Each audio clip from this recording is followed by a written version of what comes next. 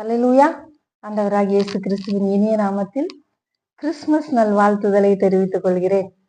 அன்பானவர்களே, கிறிஸ்துமஸ் என்று சொல்லும் பொழுது கிறிஸ்துவின் பிறப்பை குறிக்கிற ஒரு நாளாக இருக்கிறது. கிறிஸ்து இந்த உலகத்திற்கு இரட்சகராக பாலகனாக பிறந்தது. அவர் ஏன் நம்மை தேடி வர வேண்டும்? ஏன் நம்மை தேடி வர வேண்டும்? இழந்ததை அவர் தேடி வந்தார். இழந்ததை அவர் தேடி வந்தார். அவர் எதை இழந்து போயிட்டாரு தேடி வர்றதுக்கு? நம்மோடு உள்ள நல்ல உறவு ஐக்கியத்தை அவர் இழந்து போனார். அதை தான் அவர் தேடி வந்தார். இழந்து போனதை தேடவும் ரட்சிக்கவும் மனுஷகுமாரன் வெளிப்பட்டார் என்று சொல்லப்பட்டு இருக்கிறது. அன்புக்குரியவர்களே, அவர் இழந்து போனதை தேடி வந்து தன் ஜீவனையே நமக்காக கொடுத்திருக்கிறார். இதுக்கு மேல அவர் என்ன செய்ய முடியும் சொல்லுங்க? அவருடைய அன்புக்கு ஈடா இந்த உலகத்துல எதுவுமே கிடையாது. ஏன் அப்படி நான் சொல்றேன் அப்படின்னா, அவருடைய ஜீவனையும் பொறுப்படுத்தாமல் நம்மை அவரோடு கூட நித்திய காலமாக வைத்துக் கொள்ளும்படியாக அவருடைய ஜீவனையும் பொருட்படுத்தாமல் நம்மை தேடி வந்தார். இப்போ நாம ஒரு பொருளை இழந்துட்டோம், அதனுடைய மதிப்பை குறித்து தான் நாம் அதை தேடி பிடிப்போம். சிலர் 10 ரூபாயை கீழே போட்டு போயிருவீங்க. சரி, 10 ரூபா தானே, யாருக்காவது பிரயோஜனப்படும், நமக்கு இல்லைனாலும் பரவாயில்ல, யாருக்காவது அது யூஸ் ஆகிக்கிடும் அப்படின்னு சொல்லிட்டு நம்ம விட்டுருவோம், 10 ரூபா தானேன்ட்டு. ஆனா அதே நேரத்துல தங்க மோதிரமோ ஏதோ ஒண்ணு நம்ம கையை விட்டு போயிடுச்சுன்னு வைங்களேன், அப்படி வருவோமா நம்ம? ஐயோ, அது எங்க போச்சுன்னு தெரியலையே, எப்படியாவது தேடி கண்டுபிடிச்சு எடுக்கணுமேன்னு சொல்லிட்டு அது கிடைக்கும் வரைக்கும் என்ன செய்வோம்? போராடுவோம், எப்படியாவது எனக்கு அது கிடைக்கணும் அப்படின்னு சொல்லி. அப்போ நாம யாரு? நாம ரொம்ப நல்லவங்களா? கிடையாது. ஆனா நாம் அவ்வளவு விலையேற பெற்றவர்களாக தேவனுடைய பார்வைக்கு இருக்கோம். அவ்வளவு விலையேற பெற்றவர்களாக தேவனுடைய பார்வைக்கு இருந்திருக்கிறோம்.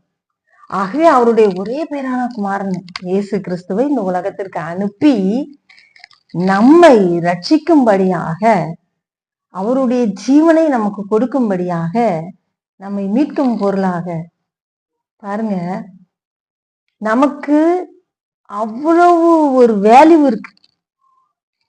இன்னைக்கு சிலர் வீட்டுல நான் பார்த்திருக்கிறேன், உங்களுக்கு மதிப்பே இருக்காது, உங்க பேச்சுக்கு மதிப்பே இருக்காது. ஆனா அதே நேரத்துல நல்லா சம்பாதிச்சு நல்ல இடத்துல நீங்க இருப்பீங்களானா உங்க பேச்சுக்கு பயங்கரமா மதிப்பு இருக்கும். யாருன்னா ஏதாவது கேட்கணும்னா, ஏதாவது வீட்டுல விசேஷம் வைக்கணும்னா, எங்கேயாவது போகணும்னா முதல்ல உங்களுக்கு தான் போன் பண்ணுவாங்க, இது செய்யலாமா, இப்படி பிளான் பண்ணிக்கலாமா அப்படின்ட்டு. ஆனா அதே நேரத்துல ஒண்ணும் இல்லாம நீங்க இருப்பீங்களானா உங்க யாருமே ஏன் தேட மாட்டாங்க இல்லையா? யாருமே நம்மளை கேட்கவும் மாட்டாங்க, ஒரு ஒரு பொருட்டாவே எடுக்க மாட்டாங்க. ஒரு நல்லது கெட்டதுக்கு நீங்க போனதும் இருக்காது. யோசிச்சு பாருங்க. தன்னுடைய ஜீவனை கொடுத்து நம்மை மீட்டுக் கொள்ற அளவுக்கு நம்ம என்ன, அப்போ அவர் நம்ம எவ்வளவாய் நேசித்து இருந்திருக்கிறார். இழந்து போனதை தேடவும், அந்த இழந்து போனது என்ன என்று சொல்லி நாம் பார்ப்போமானால், ஆதாமோடும் ஏவாளோடும் எப்பொழுதுமே அவர் ஒரு ஐக்கியத்தோடு ஒரு உறவோடு இருந்தார். தன்னுடைய பிள்ளைகளோடு உறவாடி மகிழ வேண்டும் என்று அவர் ஆசைப்பட்டார். அதற்காக தான் நம்மை உருவாக்கினார். ஆனால் அந்த உறவு அருந்து போனது. என்றைக்கு ஆதாமும் ஏவாளும் பாவம் செய்தார்களோ அன்றைக்கு தேவனுடைய சமூகத்தை விட்டு விலகி நின்றார்கள் என்று எழுதப்பட்டிருக்கு. அவர்கள் தங்களை ஒழித்து கொண்டார்கள், அவருடைய சமூகத்தில் இருந்து ஒழித்து கொண்டார்கள். இப்ப நீங்களும் நானும் எப்படி வாழ்ந்து கொண்டிருக்கிறோம்? அவருடைய அந்த பிரசன்னத்தில் வாழுகிறோமா அல்லது இன்னும் அப்படிதான் நம்ம ஒதுங்கி போய் வாழ்ந்து கொண்டிருக்கிறோமா? எத்தனையோ கிறிஸ்துமஸ் வந்துருச்சு. இந்த கிறிஸ்துமஸுக்கு நீங்க சிந்திக்க வேண்டியது அதுதான். அவர் உங்களை தேடி வந்த ரட்சகர். அவர் உங்களை தேடி வந்தது எதுக்கு தெரியுமா? நீங்க அவரோடு கூட உள்ள உறவுல ஐக்கியமாகணுங்கிறதுக்கு தான். வேற எதுக்காகவும் கிடையாது. இன்னைக்கு நம்ம பேசுறதுக்கு எத்தனையோ பேர் இருக்கிறாங்க. பேசி மகிழ்றதுக்கு, இரவெல்லாம் பேசுகிறதற்கு, பகலெல்லாம் பேசுகிறதற்கு நிறைய பேர் இருக்காங்க இல்லையா? ஆனா நம்மை தேடி வந்து உனக்காக எனக்காக ஜீவனை கொடுத்த அப்பா கிட்ட பேசுறதுக்கு இன்னைக்கு யார் இருக்கா? பேசுறீங்களா? அவரோடு உள்ள ஐக்கியம் எப்படி இருக்கிறது? அவரோடு உள்ள ஐக்கியம், அந்த உறவு எப்படி இருக்கிறது? அவருக்கு பிடிக்காததை நம்ம செஞ்சுட்டு நான் ஆண்டவரோட இருக்கிறேன்னு சொல்றோமா? அவருக்கு பிடிக்காததெல்லாம் நம்ம செஞ்சுட்டு நான் ஆண்டவரோட இருக்கிறேன்னு சொல்றோமா? உன்னை நான் நேசிக்கிறேன், உன்னோடு ஐக்கியம் இருக்க விரும்புகிறேன் என்று சொல்லும் பொழுது நம்ம மனசுக்கு பிடிச்சவங்க கூட நம்ம வாழறோம், நம்ம இருக்கிறோம், போகிறோம், வர்றோம். எப்படி வாழ்றோம்? அவங்க மனசு நோக கூடாதுங்கிறதுக்காக நம்முடைய ஆசைகளை கூட என்ன செஞ்சிடறோம்? தள்ளி வைக்கிறோம். ஆனா இயேசு இன்றைக்கு உங்களை தேடி வந்தாரே, ஜீவனை கொடுத்தாரே, அவர் என்ன எதிர்பார்க்கிறாரு? உங்ககிட்ட இருந்து ஏதாவது காணிக்க வேணும்ட்டா? கிடையாது. அவர் எதிர்பார்க்கறதுலாம் ஒண்ணே ஒண்ணுதான், உங்களுடைய அன்பு தான். அந்த அன்பை கூட நம்ம என்ன செய்யறோம்? மாய்மாலமாக அவருக்கு கொடுத்து விடுகிறோம். நான் உண்மை நேசிக்கிறேன் கர்த்தாவே என்று சொல்லிவிட்டு உண்டான எல்லா தப்பையும் பண்ணிட்டு ஆண்டவருடைய பிள்ளை அப்படின்னு சொல்லி நாமையே மாற்றி கொண்டு இருக்கிறோம். இந்த கிறிஸ்துமஸ் ஆண்டவரோடு உள்ள உறவுல நம்ம எப்படி இருக்கிறோங்கிறத யோசிக்க வைக்கிற ஒரு கிறிஸ்துமஸா இருக்கணுங்கிறதா என்னோட ஆசை. ஏன்னா அவர் வந்தது நோக்கமே அதுதான். நான் இழந்தது அவரோடு உள்ள உறவை, நான் இழந்தது அவரோடு உள்ள ஐக்கியத்தை, நான் மறுபடியுமாக அவரோடு உள்ள உறவையும் ஐக்கியத்தையும் நான் புதுப்பித்துக் கொள்ள வேண்டும். அவர் என்னை தேடி வந்ததின் நோக்கத்தை நான் விட்டுவிடக் கூடாது. அவர் என்னை எவ்வளவாய் நேசிக்கிறார் இல்லையா? அப்ப அந்த அன்புள்ள தெய்வத்தினுடைய மனதை நாம் வேதனைப்படுத்தி விடக் கூடாது. அதைதான் கர்த்தர் எதிர்பார்க்கிறார். ஆகவே இன்றைக்கு நாம் நம்முடைய இருதயத்தை திறந்து, இயேசுவே நீர் இந்த பூமியின் பிறந்ததின் நோக்கத்தை நாங்கள் மறந்துவிடக் கூடாது, உமக்காக நாங்களும் ஜீவிக்க வேண்டும், உம்மோடு கூட உள்ள ஐக்கியத்தில் உறவில் எப்பொழுதும் நாங்கள் நிலையாக இருக்க வேண்டும். நான் நல்லா இருக்கிறேன்னு சொல்லி நம்மையே நாம் ஏமாற்றி கொண்டு இருக்காதபடிக்கு நாம் தேவனிடத்தில் நம்மையே தாழ்த்தி ஒப்பு கொடுப்போமா? அப்பா, நான் உண்மை நேசிக்கிற மகளாக, உண்மை என்றைக்கும் உம்முடைய உறவில் நிலைத்திருக்கிற மகனாக நான் இருக்க வேண்டும் என்று சொல்லி கேட்போமா? இழந்து போனதை அவர் தேடி வந்தார், நம்மோடு கூட உள்ள இந்த ஐக்கியம். அதற்கு பிறகு நம்மை ரட்சித்து நித்திய ஜீவனுக்குள்ளாக அவர் கொண்டு போவதற்காக வந்திருக்கிறார். ஏதோ அவர் நம்மிடத்தில் ஒரு அன்பு செலுத்தினார், ஜீவனை கொடுத்தார் என்றல்ல, நான் அவைகளுக்கு ஜீவனை கொடுக்கவும் அந்த ஜீவன் பரிபூர்ணப்படவும் வந்தேன் என்று சொன்னார். அவர் கொடுத்த இந்த ஜீவன் பரிபூர்ணப்பட வேண்டும் நம்மை. அப்பொழுதுதான் அந்த நித்திய ஜீவனுக்குள்ள நாம பிரவேசிக்க முடியும். அப்போ ஒவ்வொரு நொடியும் ஒவ்வொரு நிமிடமும் நாம் தேவனோடு ஐக்கியத்துல இருக்கிற அனுபவத்திற்குள்ள இருக்க வேண்டும் என்பதுதான் அவருடைய ஆசை. ஆடுகளுக்காக தன் ஜீவனை கொடுக்கிற நல்ல மேய்ப்பனாக நான் இருக்கிறேன் என்று சொன்னார். அப்படி நமக்காக அவருடைய ஜீவனை கொடுக்கிற ஒரு நல்ல தகப்பன், நல்ல மேய்ப்பன் அவர். அவரை விட்டுட்டு எங்க போக முடியும்? ஜீவனை கொடுத்தவர், அன்புள்ளவர், நம்மை நேசிக்கிறவர், பரலோகத்துக்கு கொண்டு போற வழி அவர். நித்திய நித்திய ஜீவ காலமாக சந்தோஷமா வாழ வைக்க போகிறவர். இதைத்தானே சொல்லிட்டு இருக்கிறோம். அவர் ஒண்ணு சொன்னாரு தெரியுமா? அன்றன்றுள்ள அப்பத்தை எங்களுக்கு இன்று தாரும் என்று சொல்லி கேட்கும்படியாக ஜெபிக்கும்படியாக சொல்லி கொடுத்தார். அதற்கு மிஞ்சி நாம் அளவுக்கு அதிகமாக கேட்போமானால் அநேக உபாதைகளுக்குள்ளே மாட்டி விடுவோம்.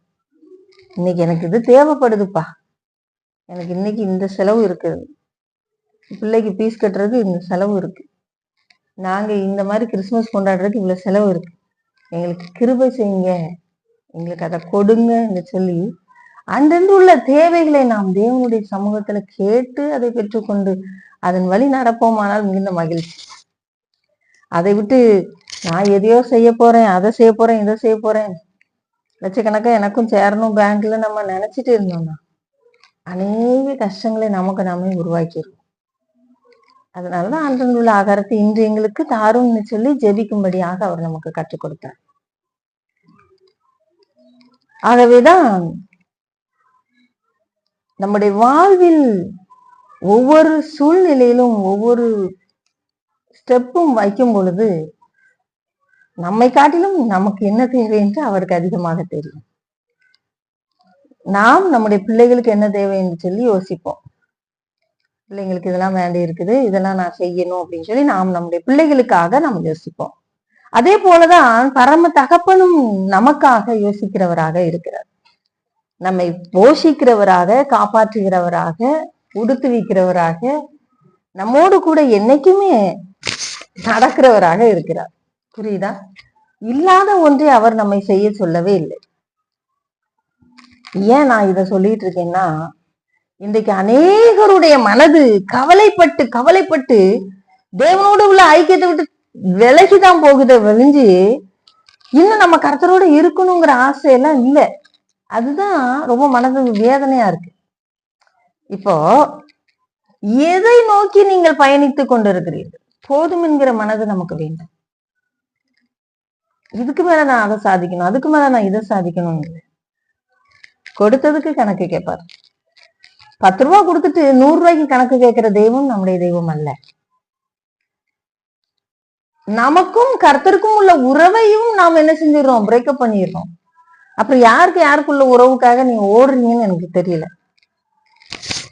சபை கட்ட வேண்டும், வீடு கட்டப்பட வேண்டும், திருமணம் நடக்க வேண்டும், பிசினஸ் பண்ண வேண்டும், இதுக்கெல்லாம் பணம் தேவைப்படுகிறது. நல்லது. ஆனால் கர்த்தர் சொல்லி கொடுத்தது என்ன? இயேசு நமக்கு சொல்லி கொடுத்தது என்ன? அன்றன்றுள்ள ஆகாரத்தை இன்று எனக்கு தாரும், நீ கேட்டு போயிட்டே இரு. ஆசைப்படுகிறது தவறில்லை. தேவனுக்காக ஒரு சபை கட்ட வேண்டும் என்று ஆசைப்படுகிறது தவறில்லை. எனக்காக ஒரு வீடு கட்டப்பட வேண்டும் என்று நான் ஆசைப்படுவது தவறே இல்லை. என் மகளுடைய வாழ்க்கைக்கு திருமண காரியத்திற்கு நான் ஏற்பாடு செய்ய வேண்டும் என்று நினைக்கிறது தவறே இல்லை. தமிழ்ல கூட ஒரு பழமொழி இருக்கு, விரலுக்கு தக்கதான் வீங்கி கூடணும். ஆனா நம்ம அதற்கு மிஞ்சி ஆசையை படும் பொழுது அது இந்த உலகத்துக்கு நேராக நம்ம இழுத்து கொண்டு போய்விடும். பிரியமானவர்களே, எது நம்ம கையில் கொடுக்கப்பட்டிருக்கோ அது நமக்கு போதும் என்கிற மனதோடு நம்ம வாழ கற்றுக்கொள்ள வேண்டும். உங்க கையில என்ன கொடுக்கப்பட்டிருக்கு? கண்ணு உங்களுக்கு தெரியுதுல்ல, அந்த கண்ணை வச்சு கர்த்தருக்கு என்ன செஞ்சீங்க? கால் உங்களுக்கு நல்லா தானே இருக்கு, காலை வச்சு கர்த்தருக்காக என்ன பண்ணீங்க? கையை வச்சு என்ன பண்ணீங்க? இதையெல்லாம் நாம் கர்த்தருக்காக பயன்படுத்த ஆரம்பித்தாலே போதும். எதையோ நான் செய்கிறேன் செய்கிறேன் என்று சொல்லி ஓடிட்டு கர்த்தர்கிட்ட வந்து நின்றுட்டு முறையிட்டா அவருக்கும் நமக்குள்ள ஐக்கியம் எப்படி இருக்கும்? நல்லபடியா இருக்குமா? ஏன்னா அவருடைய கருத்து வேறு, உங்களுடைய கருத்து வேறாக மாறி போய்விடுது. கர்த்தர் வந்து இன்னைக்கு உள்ள பாடு போதும்னு சொல்லி விட்டுருக்காரு. ஆனா நாம் எதையோ சாதிக்க பிறந்தவர்கள் போல, இன்னும் 100 ஆண்டுக்கு நம்ம வாழ போறது போல, நம்மளை வச்சுதான் அந்த கர்த்தரே வாழ போறாரு மாதிரிலாம் நினைப்பு. என்னை கொண்டுதான் கர்த்தருக்கு வாழ்வு வரப்போகுதுன்னு நம்ம நினைக்கிறோம். கிடையாது. நாம் அவரிலும் அவர் நம்மிலும் நிலைத்திருந்தால் நாம் மிகுந்த கனிகளை கொடுப்போமே அஞ்சி. மற்றபடி கனி கொடுக்கறதுக்கெல்லாம் வழியே இல்லை. நான் சர்ச்சை கட்டுறதுனாலயோ, நான் பங்களா கட்டுறதுனாலயோ, ஏழை எளியவங்களுக்கு அள்ளி கொடுக்கறதுனாலயோ, நான் அவரிலும் அவர் என்னிலும் நிலைத்து இருக்கிற ஒரு அனுபவத்தை தான் அவர் எதிர்பார்க்கிறார். அதுதான் இழந்து போனதை நான் தேடி வந்தேன். இப்ப புரியுதா? நாம் என்ன பண்றோம், ஏதோ ஒண்ணு கர்த்தருக்காக செய்ய போறோம்னு ஓடுறது. இதுல வேற என்ன சொல்றது, நான் கர்த்தருக்காக செய்யறேன் அப்படிங்கிறது. கேட்டாரா அவன்கிட்ட? ஏன்ட கேட்டாரா? நீ பூமிக்கு உப்பாயிரு, உலகத்துக்கு வெளிச்சமாயிரு சொன்னார். எனக்கு அது சர்ச்சை கட்டுன்னு சொன்னாரா? உலகமெங்கும் போய் சர்வ சிருஷ்டிக்கும் சுவிசேஷத்தை பிரசங்கியுங்கள் என்று சொன்னார்.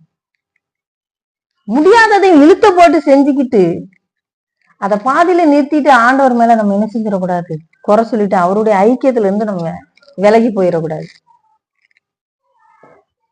கொடியானது திராட்சை செடியில் நிலைத்திராவிட்டால் அது மிகுந்த கனிகளை கொடுக்க மாட்டாது. நான் என் பிதாவில அன்பா இருக்கிறது போல நீங்கள் என்னில் அன்பா இருக்க வேண்டும் என்று சொன்னார். முப்பரிநூல் சீக்கிரத்தில் அறாது. பிதா, குமாரன், பரிசுத்த ஆவியானவரோடு நாம வாழ்ற வாழ்க்கை தான் என்னது, முப்பரிநூல். எதையோ நாம் சாதிக்கிறோம், எதுக்கோ ஓடுகிறோம். கர்த்தர் இல்லாத இடத்துல கர்த்தருக்காக ஜீவிக்கிறோம். கேட்டா நான் அதை ஆண்டவருக்காக செய்யறோங்கிறோம். அப்புறம் அதுக்காக நம்ம மனது செலுத்தப்படுகிறது. அந்த பணம் வேணும், அதுக்காக சில நண்பர்களை நம்ம தேட வேண்டியது இருக்கும். தேவையில்லாத காரியத்தோடு நம்ம இணைத்து கொள்ள வேண்டியது இருக்கும். இதெல்லாம் நமக்கு தேவையா? ஆண்டவருக்காக எதையாவது சாதிக்கணும்னு நினைச்சீங்கன்னா உங்களை நீங்கள் பயன்படுத்துங்க. உங்களை நீங்கள் பயன்படுத்துங்க. அப்படின்னா என்னன்னு திரும்பியும் யோசிக்கீங்களா? உங்க கண்ணை பயன்படுத்துங்க, உங்க நாக்கை பயன்படுத்துங்க, உங்க காலை பயன்படுத்துங்க, உங்க கையை பயன்படுத்துங்க, உங்க சரீரத்தை கர்த்தருக்குன்னு பயன்படுத்துங்க. அதுதான் தேவன் எதிர்பார்க்க. நீங்களே தேவனுடைய ஆலயமா இருக்கிறீர்கள் என்று சொல்லி இருக்கிறார். இந்த கிறிஸ்துமஸ் தயவு செய்து இழந்து போனது திருப்பி நம்ம என்ன செஞ்சுக்கணும், புதுப்பிச்சுக்கணும். அதுதான் உண்மையான கிறிஸ்துமஸ். வேற எதுவுமே தேவன் உங்களிடத்துல என்கிட்ட எதிர்பார்க்கல. ஏன் எனக்காக சர்ச்சை கட்டினியா, எனக்காக என்ன பண்ணான்னு கேட்க மாட்டாரு. உன்கிட்ட நான் கொடுத்தேனே, உன் கை, உன் கால், உன் கண்ணு, வாய், நாக்கு, இத வச்சு எனக்கா என்ன செஞ்சேன்னு தான் கேட்பாரு. இதெல்லாம் நீ பயன்படுத்தினாயா, எப்படி பயன்படுத்தின, அப்படிதான் நம்மகிட்ட கேட்பாரே தவிர காசு எவ்வளவு சம்பாதிச்ச, எத்தனை சர்ச்சை கட்டுன, எத்தனை ஆத்மாக்களை கொண்டு வந்து நான் பயன்படுத்தும் பொழுது ஆட்டோமேட்டிக்கா கனி உள்ள வாழ்க்கை வாழ்றோமே. நல்ல மரம் கெட்ட கனிகளை கொடுக்காது. நல்ல தண்ணியும் கெட்ட தண்ணியும் ஒரே கிணத்துல ஊறாது. ஒண்ணு கெட்ட தண்ணியா இருக்கும், இல்ல நல்ல தண்ணியா இருக்கும், அவ்வளவுதான். ஆனா என்னில் நிலைத்து இருக்கிறவன் மிகுந்த கனிகளை கொடுப்பான், பிதாவானவர் மகிமைப்படுவார். ஹல்லேலூயா. அதுதான் இன்னைக்கு பாயிண்ட். புரியுதா? வீண் கவலையை விட்டு விடுங்க, ஓடுறத நிறுத்துங்க. தேவனுக்காக உங்க சரீரத்தை ஜீவ பலியா ஒப்பு கொடுங்க. பார்க்கிறவர்களிடத்துல சுவிசேஷத்தை சொல்லுங்க. நாவை கர்த்தர் கொடுத்திருக்கிறார், பயன்படுத்துங்க. கையை கர்த்தர் கொடுத்திருக்கிறார், பயன்படுத்துங்க. ஆட்டோமேட்டிக்கா கிரியை செய்யும், கிரியை செய்யும். எல்லாமே கிரியை செய்ய ஆரம்பிக்கும். உங்களிலிருந்து வல்லமை புறப்படும். எப்போ? நாம் அவரிலும் அவர் என்னிலும் நிலைத்திருந்தால் அந்த வல்லமை புறப்படும். மற்றபடி ஏதோ ஒரு வரம் ஆண்டவர் நமக்கு கொடுக்கிறது புது வரம் என்று இல்லை. நம்முடைய வரம் என்பது நாம் பெற்றுக்கொண்ட அழகான இந்த சரீர அமைப்புகளை தான் கர்த்தர் சொல்லுகிறார். இதை நீ பயன்படுத்து, என்னில் நிலைத்திருந்து பயன்படுத்து. குருடனுக்கு வழிகாட்டுகிற குருடனா நம்ம மாறிடக்கூடாது. நாம போற பாதைய நமக்கு எங்கன்னு தெரிய மாட்டேங்கி, இதுல வர ஒரு 10-15 பின்னால வேற இழுத்துக்கிட்டு போறோம். அப்ப நாம எங்க போய் சேர போறோம்? அப்ப நம்மளை நம்பி வந்த 10-15 எங்க போய் சேர போகுதுன்னு தெரியல. அப்ப நாம் இந்த கிறிஸ்துமஸ் தினத்தன்று நாம் யோசிக்க வேண்டிய ஒரே ஒரு காரியம், இழந்து போனதை தேடி வந்த இயேசு கிறிஸ்துவுக்கு நான் என்ன செய்து கொண்டு இருக்கிறேன்? நான் மறுபடியும் அவரோடு கூட ஐக்கியமா இருக்கேனா? அந்த உறவை நான் புதுப்பித்து இருக்கிறேனா? அவர் வந்ததின் நோக்கம் நிறைவேற்றி இருக்கிறேனா? இழந்து போனதை தேட ரட்சிக்க மனுஷகுமாரன் இந்த பூமிக்கு வந்தார் என்று அவர் ஆச்சரியமான ஒரு வார்த்தையை பேசி இருக்கிறார். ஆனால் நாம் எதுக்கோ ஓடிக்கொண்டிருக்கிறோம், எதையோ தேடிக்கொண்டு இருக்கிறோம். அவர் அழகாக ஒரு வார்த்தையாக சொன்னார், தேவையானது ஒன்றே, மரியாள் தன்னை விட்டு எடுபடாத நல்ல பங்கை தெரிந்து கொண்டாள். எங்கே நீ போக வேண்டாம், இங்க இருந்தா போதும், இங்க இருந்து உன்னுடைய வாசனையை வெளிப்படுத்தினால் போதும். உன்னுடைய பரிமள தைலம் இங்கிருந்து வெளியிலே போகட்டும். உன் அறை வீட்டை பூட்டி கொண்டு ஜெபி, அங்கிருந்து வெளியிலே போகும் பரிமள தைலம். உங்களை என்னையும் பார்க்கிறவர்கள் கிறிஸ்துவை பார்ப்பார்கள், உங்களில் என்னில் கிறிஸ்துவை பார்ப்பார்கள். அதைதான் தேவன் எதிர்பார்க்கிறார். உங்களுக்கு பெருமைக்காக வாழ்கிறோமா, இல்ல எனக்கு பெருமைக்காக வாழ்றோமா, இல்ல உண்மையில நான் கிறிஸ்துவனுடைய வாரத்தை சுமந்துகிட்டு இருக்கிறேன்னா? எவ்வளவு பரிதாபமான ஒரு சூழ்நிலையில நம்ம இருக்கிறோம் பாருங்க. இன்னைக்கு நம்ம யோசிச்சு பார்ப்போம், கர்த்தாவே நான் எப்படி இருக்கிறேன்? இழந்து போனதை தேடி வந்தீங்களப்பா, ஜீவனை கொடுத்தீங்களப்பா, அந்த ஜீவன் எனக்குள்ள வந்திருக்கா? அந்த ஜீவனுக்காக நான் எப்படி வாழ்ந்து கொண்டு இருக்கிறேன்? அந்த ஒளி என்னில் பிரகாசிக்கிறதா? அதன் மூலமாக அநேகர் அதை பின்பற்றுகிறார்களா? எனக்கு சீசர்களை உருவாக்குங்கள் என்றுதான் கர்த்தர் சொன்னாரே தவிர, எனக்கு சீசர்களை உருவாக்குவதற்காக நான் ஊழியம் செய்யக்கூடாது. எனக்கு ஃபேன்ஸ் எல்லாம் தேவை கிடையாது, புரியுதா? ஒரு கூட்ட மக்களை எனக்கு ஆயத்தப்படுத்தக்கூடாது. அங்க அங்க நான் அல்ல, என்னில் கிறிஸ்து வாழ்கிறார் என்று சொன்னார். அவரை போல வாழணும், அதான் தேவன் எதிர்பார்க்கிறார். இரண்டாவது ஒரு காரியத்தை எதிர்பார்க்கிறார். என் உள்ளத்தில் இயேசு பிறந்தது போல எல்லாருடைய உள்ளத்திலும் பிறக்க வேண்டும்.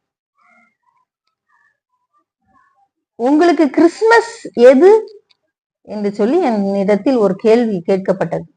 உங்களுக்கு கிறிஸ்துமஸ் எது என்று சொல்லி என்னிடத்தில் ஒரு கேள்வியை கேட்டார்கள். நான் சொன்னேன், ஒரு ஆத்மா ரட்சிக்கப்படும் பொழுது அது எனக்கு கிறிஸ்துமஸ் என்று சொன்னேன். எப்படி என்று சொல்லி கேட்டார்கள். ஒவ்வொருவரும் இயேசுவை ஒரு ஆத்மாவுக்குள் அனுப்ப வேண்டும். எப்படி இந்த உலகத்தில் இயேசு பிறந்தாரோ அப்படி ஒவ்வொரு மனிதருக்குள்ளேயும் ஒவ்வொரு ஆன்மாவுக்குள்ளேயும் இயேசு பிறக்க வேண்டும். அதுதான் உண்மையான கிறிஸ்துமஸ். அவர் வந்தார், ஜீவனை கொடுத்தார், அவர் செய்ய வேண்டியதை செஞ்சிட்டாரு. இப்ப நானும் நீங்களும் செய்ய வேண்டியது என்னன்னா, ஒவ்வொருவருக்குள்ளேயும் அந்த இயேசு பிறக்க நான் காரணமாக இருக்க வேண்டும். நான் காரணமாக இருக்க வேண்டும். ரூத் ஒரு மோவாபிய ஸ்திரீ, 10 தலைமுறைக்கு தேவனுடைய சமூகத்துல உள்ள போக கூடாது, கர்த்தருடைய நித்திய கட்டளை. அதை உடைச்சு போட்டு இந்த வரைக்கும் இயேசு கிறிஸ்துவின் வம்ச வரலாற்றில் இடம்பெற்று இன்னைக்கு இயேசுவை மற்றவர்களுக்கு கொடுத்து கொண்டிருக்கிறார். ராகா ஒரு வேசி, அவள் தன்னுடைய உத்தமமான அந்த வாழ்க்கையினால அவளும் இயேசு கிறிஸ்துவை இன்றைக்கு உலகத்திற்கு கொடுத்து கொண்டிருக்கிறார். அன்பானவர்களே, பாவி என்று யாரையும் கர்த்தர், அவர்களுடைய வம்சத்தில் பிறந்தவர் தான் இயேசு. இன்னைக்கு நீங்களும் நானும் இயேசுவை மற்றவர்களுடைய உள்ளத்தில் பிறக்க வைக்க வேண்டும் என்பதுதான் கருத்து, என்னுடைய ஆசை. அது தேவனுடைய நித்திய கட்டளை. அம்மோனியரும் மோவாபியரும் 10 தலைமுறைக்கு தேவனுடைய சமூகத்தில் பிரவேசிக்கலாகாது என்று சொல்லி, ஆனா ரூத் விட்டாளா? அவளுடைய வம்சத்துல இயேசு பிறக்கல. ஒரு பெண்ணால சாதிக்க முடியாது எதுவுமே கிடையாதுங்க. உங்களாலே முடியும். ஐயோ நான் ஒரு பொண்ணு, நான் என்ன செய்ய முடியும் அப்படின்னு நினைக்காதீங்க. உங்களால முடியும். நீங்க நினைச்சீங்கன்னா இயேசுவை ஒருத்தருக்குள்ள பிறக்க வைக்க முடியும். அதுதான் இந்த கிறிஸ்துமஸ் தினத்துல நான் உங்ககிட்ட கேட்டுக்கிறது. ஒரு ஆத்மாவிற்குள் இயேசுவை பிறக்க வைத்து அது கிறிஸ்துமஸ் ஆக கொண்டாட வேண்டும். அதுதான் கிறிஸ்து வந்ததின் நோக்கத்தின் நிறைவேறுதல். அப்படியே ஒரு ஆத்மா ஆதாயம் செஞ்சுட்டு ஒரு ஆத்மா கர்த்தர் பக்கம் கொண்டு வந்த பிறகு அட உள்ளத்துல இருக்கிற மகிழ்ச்சிக்கு அளவே கிடையாது. ஏன்னா அங்க பரலோகத்துல மிகுந்த மகிழ்ச்சி உண்டாகும்னு சொல்லப்பட்டிருக்கு. ஒரே ஒரு ஆத்மா ரட்சிக்கப்படும் பொழுது பரலோகத்துல மிகுந்த மகிழ்ச்சி என்று சொல்லப்பட்டிருக்கு. ஆகவே இன்றைக்கு ஒரு தீர்மானம் எடுப்போம். நானும் இயேசுவும் ஒன்றா இருப்போம். நான் மிகுந்த கனிகளை கொடுப்பேன். ஐக்கியத்துல எப்பவும் நிலைச்சிருப்பேன். அவரோடு கூட வாழ்வேன். அவரோடு உள்ள ஐக்கியத்துல இருந்து நான் வெளியில வரமாட்டேன்.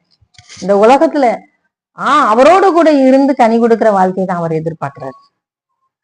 யாரு கூடயோ போயிட்டு யாரையோ தேடிக்கிட்டு யாரோ எனக்கு உதவி செய்வாங்கன்னு சொல்லி அவங்க பின்னாடி இவங்க பின்னாடி போய் என் ஜீவனை நான் இழக்க விரும்பல. ரெண்டாவது, என்னால முடிந்த வரைக்கும் இயேசு மற்றவர்களுடைய உள்ளத்துல பிறப்பதற்கு நான் காரணமாக இருக்க வேண்டும். நான் எப்படி அதை பிரதிபலிக்க முடியும்? நான் எப்படி மற்றவர்களுக்கு இயேசுவை பற்றி சொல்ல முடியும்? என்னால முடியாது என்று சொல்லி யாரும் சொல்ல முடியாது.